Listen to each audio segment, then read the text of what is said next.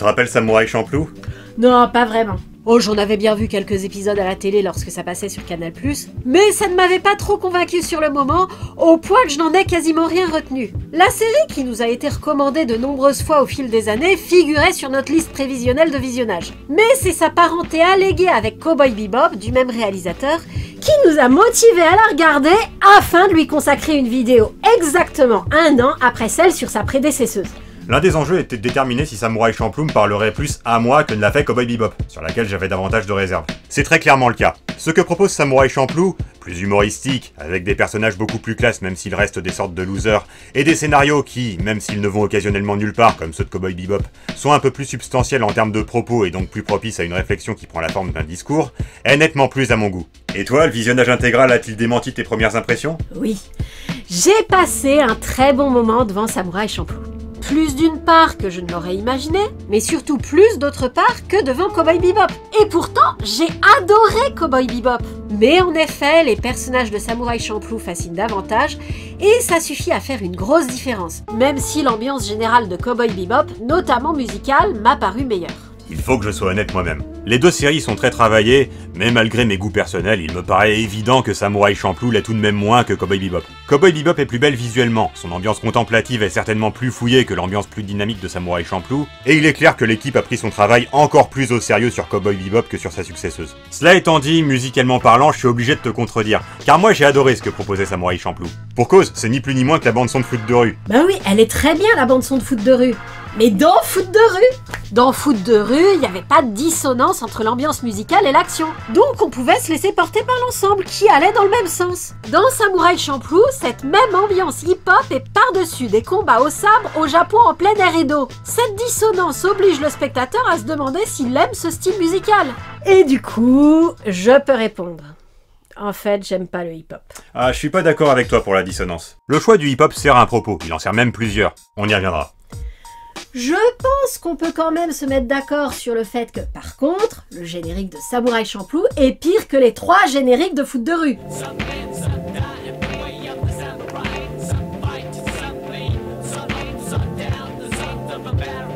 C'est indiscutable.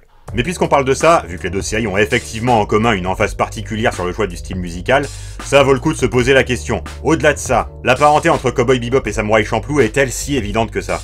On la voit quand on la cherche. Difficile de dire si on l'aurait vue sans avoir été alerté dessus dès le départ. Je pense que non, d'ailleurs elle m'avait complètement échappé lors de mon premier visionnage sur Canal+. Au-delà du fait d'avoir un côté désabusé et cynique typique des animés japonais pour un public plus âgé, qu'on retrouve aussi dans Initial D par exemple, pour ne citer qu'elle, ces deux séries sont vraiment très différentes. Sachant leur parenté en termes de production, on leur trouve beaucoup de points communs, mais pas plus qu'on en trouve couramment entre deux séries sans rapport entre elles dans nos autres vidéos. Peut-être que ces séries n'ont pas grand-chose en commun à part leur réalisateur. Ou peut-être, et c'est mon impression influencée par la connaissance préalable de leur parenté, qu'elles sont en fait l'inverse l'une de l'autre. Et parce qu'elles sont l'inverse l'une de l'autre, elles ont beaucoup de points communs. Cowboy Bebop se passe dans un futur sans avenir, stagnant, qui ressemble au passé. Samouraï Champloo se passe dans un passé qui ressemble à un avenir sans cesse promis dans les épisodes par un narrateur policier historien qui connaît le futur sans qu'on sache trop comment ça se fait. Ainsi, les deux séries sont lourdement anachroniques. Mais autant quand on est dans le futur, on peut parler sérieusement du passé, autant on ne peut faire l'inverse que pour l'humour. Vous cherchez quoi, à passer pour les précurseurs des textos? Dans la même veine, on a parlé des personnages. À l'instar des personnages de Cowboy Bebop, les personnages de Samouraï Champloo sont des losers. Mais pas du tout le même type de loser. Les personnages de Cowboy Bebop ont un objectif assez modeste, celui de survivre dans un monde difficile, et ils n'y parviennent qu'avec grande difficulté quand ils y parviennent tout court. Ils ont certains talents remarquables, mais sont aliénés par des défauts rédhibitoires qui les maintiennent dans le bourbier. Ainsi, ils sont tous sauf classe. Sur les 3 personnages principaux de Samouraï Champloo, une seule a un objectif bien déterminé qu'elle poursuivra pendant toute la série, même s'il progresse très lentement, et les 2 autres se laissent porter par le vent. Ce sont des champions incontestés, ou en tout cas peu contestés dans leur domaine d'expertise, mais vu qu'ils n'ont pas de but particulier dans la vie, pas même celui de survivre, lorsqu'ils font des choses un peu substantielles, c'est au gré de séries de coïncidences, et ça a souvent pour effet principal de mettre un bordel monstrueux partout où ils passent. Ça ne les empêche en aucune façon d'être d'abord et avant tout extrêmement classe. Ils n'ont pas de but particulier dans la vie, pas même celui de survivre. En fait, ils ont plutôt pour but de mourir. mais de mourir de la manière dont ils ont décidé eux, c'est-à-dire le sabre à la main. La série aborde à plusieurs reprises la question de l'inéluctabilité de la mort, et Mugen et Jin, les deux personnages en question, ont accepté cet état des choses. La question est donc maintenant pour eux d'avoir la mort la plus classe possible, puisqu'il faut mourir. C'est surtout qu'ils ont leur vie derrière eux et pas devant. Ils ont eu des amis, des amours, des compagnons, des maîtres, et ils n'en auront plus d'autres. L'ultime combat est la seule chose qu'il leur reste à rechercher. Résumons la série pour comprendre de quoi ça s'agit. L'intrigue principale est celle de Fu, une jeune fille que les péripéties du premier épisode obligent à quitter son job de serveuse pour partir à la recherche de son père disparu. C'est un spoiler. On ne nous dit qu'assez tardivement que l'homme qu'elle cherche est son père. C'est trop évident pour être passé sous silence et pas assez important pour en préserver le secret. De ce père disparu, elle n'a qu'un seul souvenir, qui n'en est pas vraiment un. Une image à moitié fantasmée de lui de dos dans un champ de tournesol. Comme elle sait qu'il s'agit d'un samouraï, elle est donc prête à ratisser le Japon au peigne fin à la recherche d'un samouraï, avec pour seul indice pour le reconnaître l'hypothèse qu'il sentirait le tournesol. Mais c'est très précis ça, dis donc! Naïveté immodérée ou foi démesurée dans sa bonne étoile, ça lui suffit pour entreprendre ce voyage. Pour l'entreprendre, oui, mais pas pour l'entreprendre seul. Or, les péripéties qui l'ont conduite à prendre la décision de partir à l'aventure impliquaient deux énergumènes qui ont retenu son attention. Jin, un ronin, c'est-à-dire un samouraï sans maître, tellement bien entraîné qu'il en est apparemment devenu invincible au sabre, et Mugen, un bandit tout aussi invincible au sabre, sans raison apparente, il est juste comme ça. Jin, dans un noble élan de redresseur de tort, s'en est pris à des gens qu'il fallait pas et a bien foutu le bordel dans le patelin où habitait Fu. Mugen, pour gagner sa pitance et par goût pour la bagarre, s'en est aussi pris à des gens qu'il fallait pas et a aussi bien foutu le bordel. Ensuite, en se retrouvant nez à nez au milieu du chaos, Mugen et Jin, le rouge et le bleu, la bête enragée et l'expert maître de lui-même, se sont affrontés pour voir qui est le plus invincible des deux et ont encore plus foutu le bordel. Après avoir contribué à leur éviter de se faire exécuter pour le bordel qu'ils ont foutu, Fu propose donc à Mugen et Jin un marché. Plutôt que de s'entretuer pour savoir qui est le plus fort, ils lui serviront tous les deux de garde du corps jusqu'à ce qu'elle ait trouvé son samouraï qui sent le tournesol.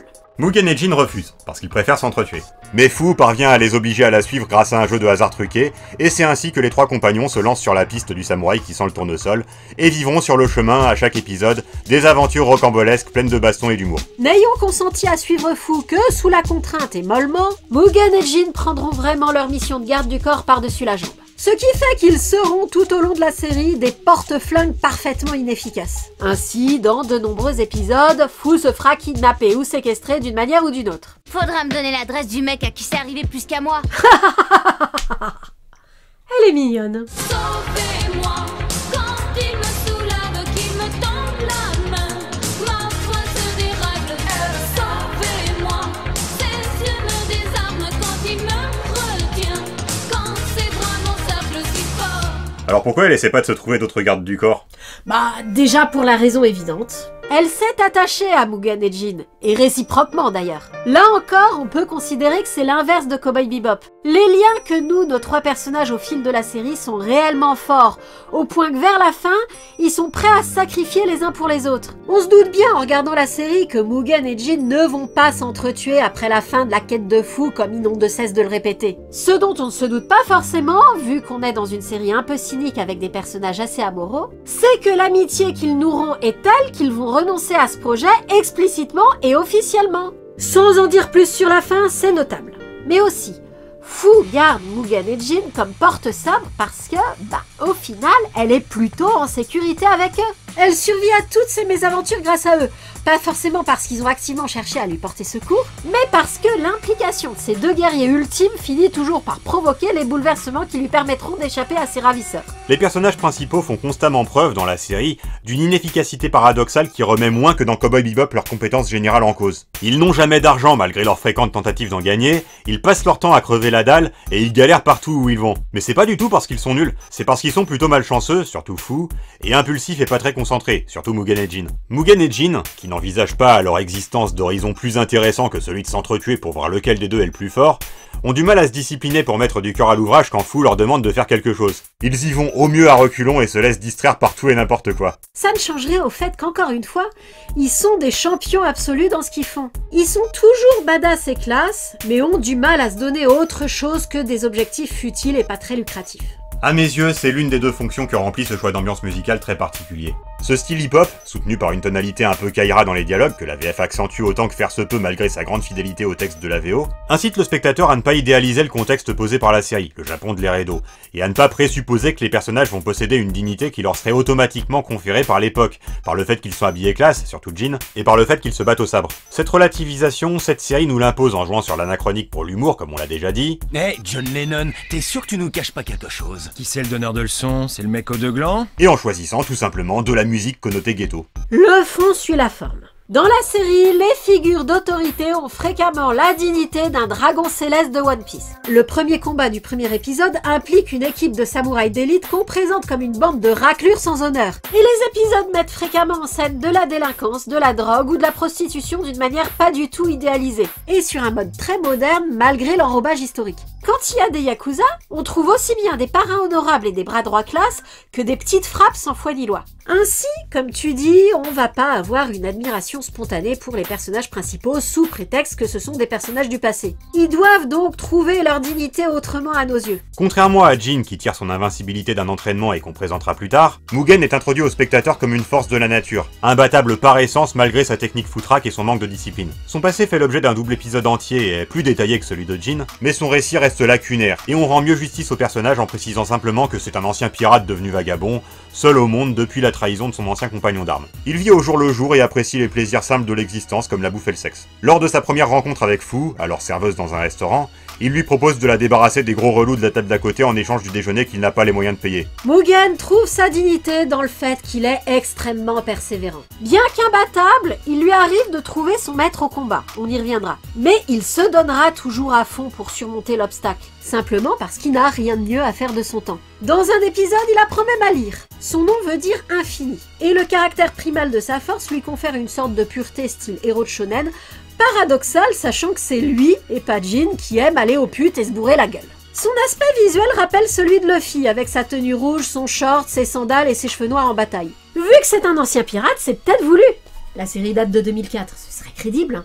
Jin, lui, est à peu près ce dont il a l'air. C'est étonnant pour cette série qui joue sur des effets de dissonance et sur des anachronismes. Il a des lunettes. Et Il est à peu près ce dont il a l'air, sauf qu'il a des lunettes. Ce type de personnage n'a jamais de lunettes, en tout cas pas dans les séries historiques de l'époque Edo. Ces lunettes ne servent au scénario que dans la mesure où elles le rendent facilement identifiable, et cet aspect même est rarement exploité. Elles sont clairement là pour être le petit détail qui ne colle pas dans l'apparence cohérente du personnage. discret le petit détail, parce que l'impression générale que laisse Jin reste très conforme à ce qu'il est en tant que personnage. Il est toujours calme et mesuré, il est sage, il est même plutôt gentil. Sa première action dans l'intrigue consiste à s'opposer à une injustice. Son sens déontologique est plus important que celui des autres personnages. Sa dignité lui vient de là. Il est en outre plus fort que Mugen. Du moins il l'affirme et rien ne permet de le contester. L'exploit de Mugen lors de leur première confrontation est d'avoir survécu à ses attaques, pas d'avoir été son égal au combat. Ainsi, comme Jin est clairement le plus fort des deux, il est aussi celui qui ne sert le plus souvent à rien dans les épisodes. La partie baston utile au scénario est plutôt assurée par Mugen. Jin, lui, passe l'épisode à jouer au shogi avec des inconnus ou à se livrer à d'autres futilités du même genre. Bien sûr, celles-ci finissent par se recouper avec l'intrigue principale, mais c'est parfois d'une manière très anecdotique. Évidemment, ce n'est qu'une tendance. Il y a des épisodes où Jin joue un rôle plus important, notamment ceux relatifs à son passé. Jin est donc un Ronin, un samouraï sans seigneur. Il était le meilleur de son dojo, le disciple favori de son maître qu'il a assassiné. Depuis, il est poursuivi par ses anciens camarades, car chacun espère être celui à qui reviendra la gloire d'avoir vengé le maître et triomphé de l'un des meilleurs combattants du pays. Jin est donc plutôt célèbre, et comme tu l'évoquais tout à l'heure, reconnaissable à ses lunettes, rare au Japon à cette époque d'après les dialogues. La vérité derrière la backstory de Jin n'est révélée que vers la fin de la série, mais il est absolument évident dès le début que, vu le type de personnage qu'est Jin, s'il a tué le maître, c'est parce que celui-ci s'était compromis d'une manière ou d'une autre, et pas par avidité comme le présupposent ses adversaires. Sans être aussi spectaculairement douée que Mugen et Jin, qui sont invincibles, Fu a elle aussi une certaine classe en ce sens qu'elle... Attends, je pense qu'avant de parler de Fu, ce serait bien de faire une parenthèse sur ce qu'on entend par Mugen et Jin sont invincibles. Bon, si tu veux. Il existe de par le monde des combattants qui sont meilleurs que Mugen et Jin. Meilleurs que Jin, vu que Jin est meilleur que Mugen. Donc, Mugen et Jin ne sont pas exactement ce qu'est Nanjiro dans Prince of Tennis ou Bunta dans Initial D. Ils peuvent être vaincus, mais vaincus par des spécialistes surnaturellement doués. Des exceptions... Tiens d'ailleurs, c'est une bonne occasion d'expliquer ce qu'on veut dire par « les scénarios ne vont occasionnellement nulle part comme ceux de Cowboy Bebop, mais sont un peu plus substantiels en termes de propos ». Dans un épisode, un type qui désire se venger de Mugen et Jin envoie contre Mugen un type monstrueux et contre Jin un super assassin. Le type monstrueux se lie d'amitié avec Fu et constitue donc l'intrigue principale dans laquelle Mugen va être les bras et dans laquelle Jin, comme à son habitude, ne va servir à rien. Mugen viendra à bout du type monstrueux et de son maître qui mourront tous les deux. Entre-temps, donc, Jin sera approché par l'assassin et l'affrontera. Tout au long du combat, l'assassin, même s'il reconnaît la grande compétence de Jin, n'a aucun doute sur le fait qu'il l'emportera au bout du compte car le terrain lui est plus favorable. On n'a aucune raison de le croire sur parole. Ce qu'il avance, il en fait pas du tout la démonstration. Mais dans la fiction, on n'est pas convaincu d'un truc comme ça sans raison. On l'est rarement à tort en tout cas. Mais au final, on ne saura jamais. Comprenant que son employeur a été tué, l'assassin renonce simplement à affronter Jin, le salue et s'en va. Cette sous-intrigue n'est donc allée nulle part. Celle de l'amitié entre Fu et l'homme monstrueux non plus d'ailleurs, puisque celui-ci meurt. Mais l'intrigue de l'assassin est particulièrement frustrante parce que ses déclarations prétentieuses ne sont ni confirmées ni contredites. Soutenu comme ça l'était par la mise en scène, j'ai trouvé pour ma part que c'était plutôt poétique. Dans la vie, il y a des dénouements qui n'auront pas lieu et des ambiguïtés qui ne seront jamais levées. Je crois pour ma part que l'assassin était plus fort que Jin. Mais Jin n'en aura jamais le cœur net et ne saura jamais s'il aurait pu tout de même venir à bout de son adversaire. Pour moi, il y a un propos qui m'est plus accessible en tout cas que celui de Cowboy Bebop, s'il y en a un. C'est pas comme si j'avais passé toute une vidéo à t'expliquer ce que c'est le propos de Cowboy Bebop. Toujours est-il qu'il existe des combattants plus forts que Mugen et Jin, dont ils finissent généralement par triompher par persévérance ou au gré des circonstances, mais qui sont de base meilleurs. Donc c'est possible d'être meilleur qu'eux. Par « ils sont invincibles », nous voulons dire qu'un combattant ordinaire, même très compétent, s'il n'est pas un de ces super spécialistes, n'a strictement et rigoureusement aucune chance contre Mugen et Jin. Leurs limitations ne sont pas un problème en tant que tel, c'est l'insurmontabilité de certains obstacles qu'il est. Ça fait une grande différence. La question de si Mugen et Jin auraient obtenu de meilleurs résultats en étant plus forts qu'ils ne le sont déjà ne se pose pas. Pas dans ces termes en tout cas. Et elle ne se pose pas non plus pour Fu. Ce serait bien d'en parler d'ailleurs, tu crois pas? Certes oui. Sans être aussi spectaculairement douée que Mugen et Jin, Fu a elle aussi une certaine classe en ce sens qu'elle est plutôt polyvalente et arrive à garder une attitude adaptée à toutes les situations auxquelles elle est confrontée. Elle se fait souvent kidnapper car ses gardes du corps qu'elle a eu le bon sens d'engager pour entreprendre son dangereux voyage ne sont décidément pas très motivés pour faire leur boulot correctement, mais on n'a jamais le sentiment qu'elle aurait dû mieux agir, même s'il est indéniable qu'elle aurait pu éviter certains pièges en étant moins naïve. Faut dire que c'est une gamine. Elle a quelque chose comme 15 ans là où Mugen et Jin sont des adultes. Ça ne l'empêche pas d'avoir une certaine attirance pour eux, surtout pour Jin, donc on se doute qu'elle finira par plutôt lui préférer Mugen. Elle a également un écureuil volant de compagnie, Momo, qui sert rarement car la série a tenu à le camper autant que faire se peut comme un vrai animal, donc qu'on finit par oublier pendant les longues périodes où il n'intervient pas dans l'intrigue. L'invincibilité des personnages principaux concerne aussi Fu. Quand elle considère qu'elle a une compétence, elle y est imbattable. Elle a un appétit surnaturel et la même capacité que Big Mom de One Piece à changer de corpulence de façon radicale quand elle mange beaucoup.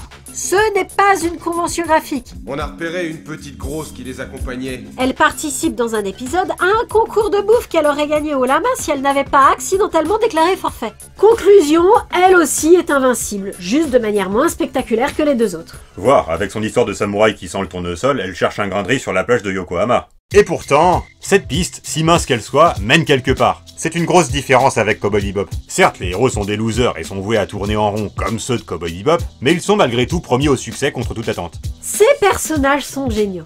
On adore les voir interagir avec les personnages du jour dans les épisodes, que ce soit dans le contexte de grosses bastons bien bordéliques ou de dialogues humoristiques bien décalés, appuyés par des choix de traduction très amusants et bien pensés. Camarades, c'est la lutte finale. L'intrigue principale avance vraiment très lentement. Comme dans Valérian et Laureline par exemple, on pourrait dire qu'elle avance par à-coups. Mais ce sont de tout petits à-coups. Comme je le disais, des figurants rencontrés sur le chemin seront capables de renseigner Fu juste sur base de cette histoire de samouraï qui sent le tournesol. Sauf que du coup, on s'attendrait à ce qu'il commence à donner des indices un peu plus concrets sur la manière de le localiser, et à ce que l'intrigue se développe à partir de ces précisions. Mais même pas, enfin pas vraiment. Les indications de ces figurants restent tout aussi cryptiques et vagues que l'indice de départ. L'intrigue progresse car les personnages vont dans la bonne direction, mais la partie investigation, elle, ne progresse pas, n'est pas prise au sérieux et n'est pas à prendre au sérieux. En tout cas, quels que soient les mots qu'on choisisse pour décrire la manière dont l'histoire du samouraï qui sent le tournesol avance, une chose est sûre, c'est qu'il n'y a pas le même genre de disparité que dans Cowboy Bebop entre des épisodes aventure du jour à ambiance et des épisodes liés à l'intrigue principale de Spike. Les épisodes, même ceux qui proposent des twists dramatiques sur les personnages principaux, sont au contraire tous dans le même style action-humour loufoque.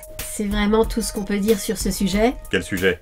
L'homogénéité des épisodes. Ah, il y a l'épisode 22. Dans cette série habituellement presque sans magie, nos héros se retrouvent dans une vallée avec des zombies qui cherchent un trésor et à la fin ils meurent écrabouillés par une météorite. On n'aura pas d'explication.